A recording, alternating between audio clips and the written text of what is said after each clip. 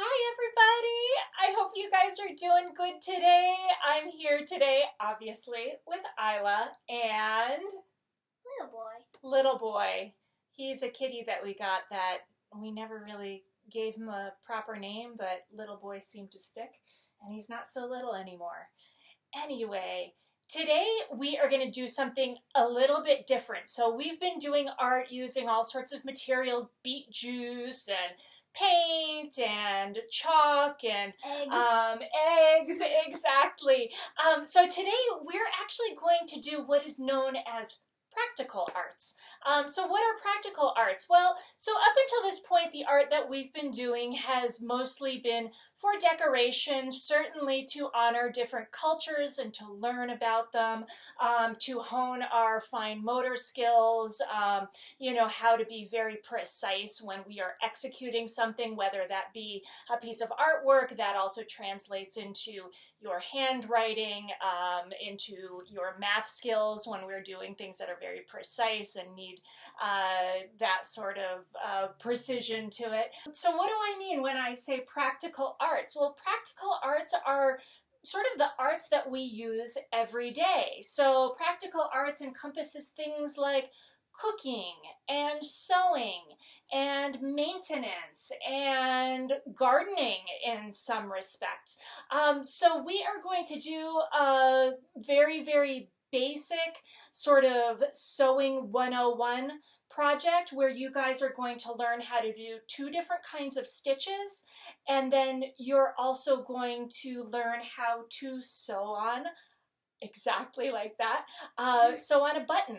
And these are things that can be very useful in life. So yes, you can certainly make artwork out of sewing, and there are a lot of textile artists out there that do some really cool things. But also, this is the kind of thing that you can use if you are stuck in the woods and your tent develops a rip and you need to learn how to sew it up, or you are going for an interview and the button pops off of your shirt and you've got 10 minutes and you've got to get out of the door and you got to get that button sewed on, and you can't use glue because that's going to look like a disaster. So anyway, without any further ado, let's go to the desk and we'll show you guys how it's done. Alrighty, okay, let's snap, little boy.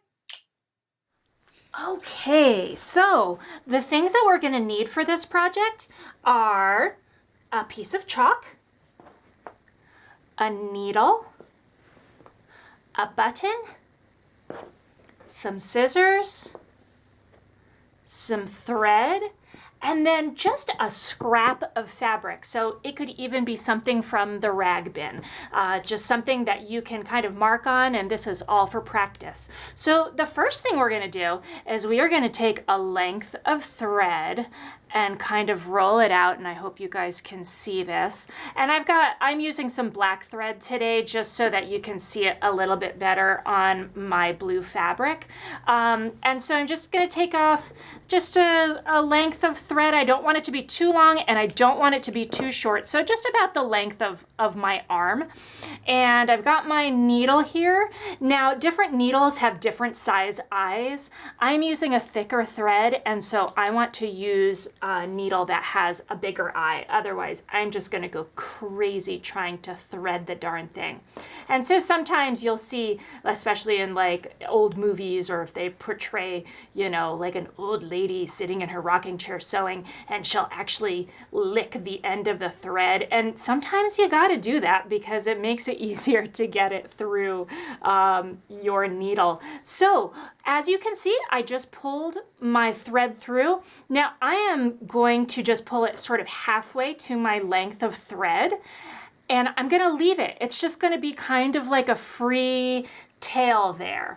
Now, certainly if I am doing something really, I'm sewing something that really needs to be strong, I can double up my thread and I can actually make it twice as strong by doubling it up. And that'll obviously make it less likely to rip if you need to, again, really lash your tent together or something like that. But for today's project, I'm just going to leave it open.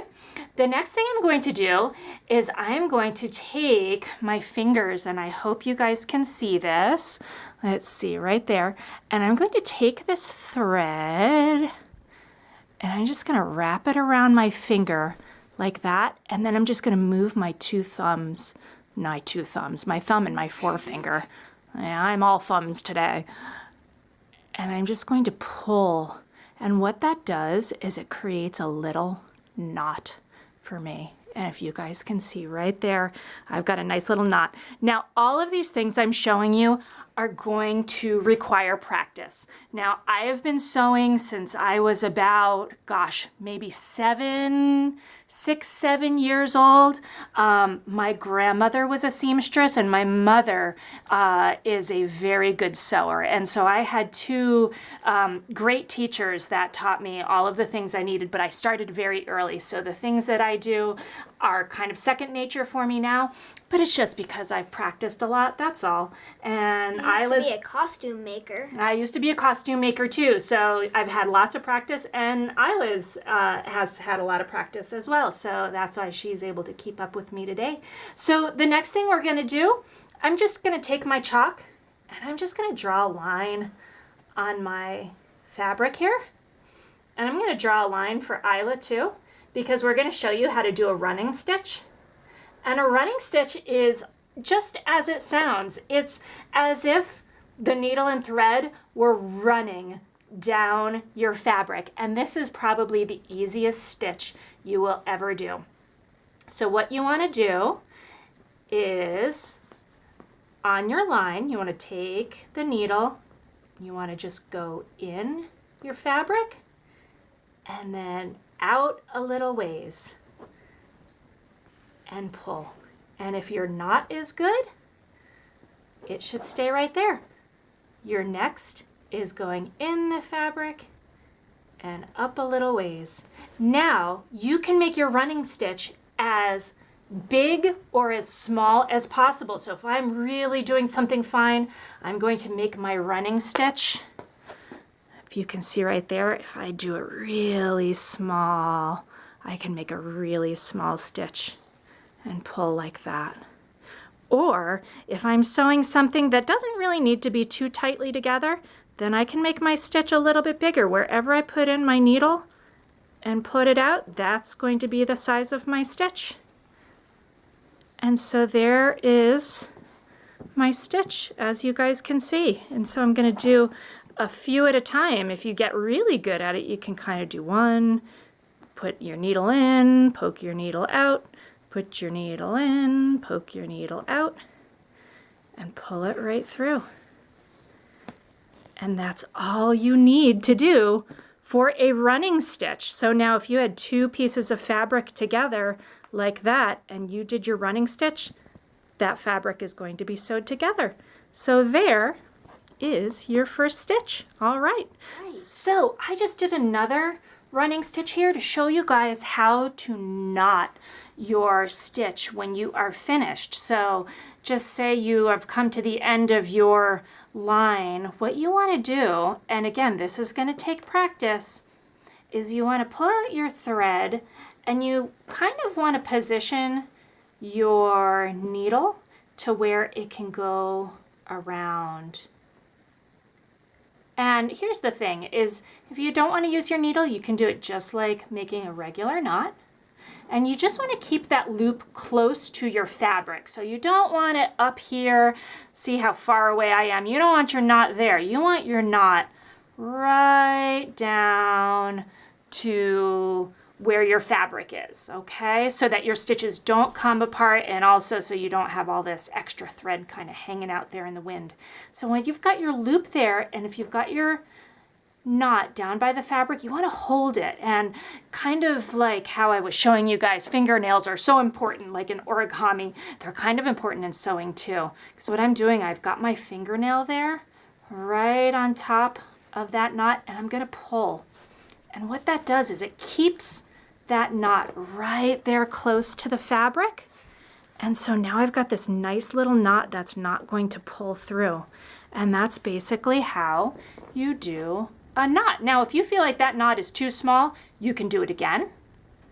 And if you still feel like it's too small, then you can do it You can do it again. You can do it 100 times. And I'll tell you, the more you knot, the bigger your knot is going to get. And sometimes if you've got a really, loose weave in your fabric, then you want a big knot because you don't want it to pull through. And then that's it. And so there's our knot. There's our running stitch. There's the first one I was showing you guys. This is the second one. There's our knot. There's our first knot. And we're ready to go on to our whip stitch. Okay. Okay, so the next stitch we're doing is a whip stitch. So the whip stitch is basically just like it sounds. It kind of, you take your thread and you kind of whip it around. And it's another nice stitch to kind of keep two sides together. Different stitches are good for different things. So what I'm going to do is I've just got my needle threaded here. And I've got my fabric folded over. And so the first thing I'm going to do is I'm going to look in my two little sides here. I'm going to go in one side and I'm going to go out that next side. So I'm hoping you guys can kind of see that where I'm going here. Whoop. Okay, there we go. And now I'm going to go again to the other side and through the next side. And this stitch kind of goes a little diagonally, so it's also good for, like, if you're binding something. Sometimes you can use a whip stitch for binding, like if you've got kind of like a raggedy edge on something and it kind of needs to be folded over. Now my stitch right now is getting a little exaggerated. So, but basically I just want to go around and around my fabric and my seam there until they are together. And so basically, again, mine is a little bit exaggerated here. This stitch is a little bit more like a whip stitch. And then you can always, again, I'm going diagonally. Another way to do it is to just go almost directly across from where your needle is going in and out. And that'll give you kind of a little bit of a tighter stitch and also kind of give you a different look as well. Whoop, there we go. Just making sure we're keeping you guys on camera. And I think that's about it for the whip stitch. So I hope you guys were able to follow that one on. Again, just keep practicing and you'll get it down. Alrighty. All right, so for the last thing we are going to show you guys, it is how to sew on a button. So kind of like our button spinners, I just have a 4-hole button here. This one's kind of big. It's bigger than a shirt button, but practice on a big one and then you can always go smaller. And so what I'm going to do is I'm just going to place my button right where, so it's like, say my shirt lost a button right there. And where you're saying, okay, so we don't want to put the button there, we don't want to put the button there. It needs to be right there because it has to match up with the buttonhole. So I'm going to put it right where I want it. And as you can see, I've got my hand, I'm going underneath my fabric and I'm going to hold it right there. And the reason I'm holding is because I don't want it to slide. It needs to be in the exact spot. Now for this, I'm actually going to go underneath the fabric because I don't want the knot to show. Now sometimes you can hide the knot underneath the button itself. That's okay too. Again, if you're late for something and it just needs to be on there, then do what you've got to do. Okay, and so with square hole buttons, we want to go one side to one side and one side to one side so that it creates a cross. Now sometimes you can go sort of parallel to each other. That's a whole other style too. So that's kind of the fun of buttons. You can do whatever style you'd like. I'm going to do a cross. So I'm going to go up one hole and down the other. All right, and then again, I'm underneath my fabric. And so I'm going to get my needle pretty close to where the first hole was. And I'm going to go right up again. And I want to do about 2 runs for each hole. And the reason I want to do that is just because I want to make sure it's on really well.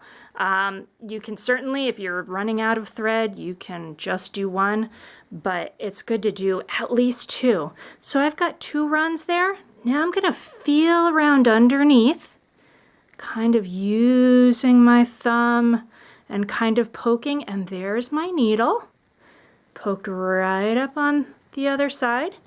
And so now I'm going to take that, and then I'm going to go right down into the other hole. And so here we go. And I'm going to go up. Whoops. And sometimes you'll poke and you miss your mark. And so then you kind of have to feel around again and get it up into the hole that you want it to. And then down. And then you have a nice tight button on there. All right, now what you can do is flip over. I'm going to bring this down to my desk here. I'm going to do a knot just like I showed you guys. There we go. I'm putting my thumb down there. I'm going to get my scissors. Cut. Eyeless button is on nice and tight. She's actually got 2 sides in there. And so, but that's a nice tight button. It's not going anywhere. It's not going to pop off during the interview and really embarrass you, right? So, all right, let's look at our stitches and our button, and I think we've pretty much completed our project for today.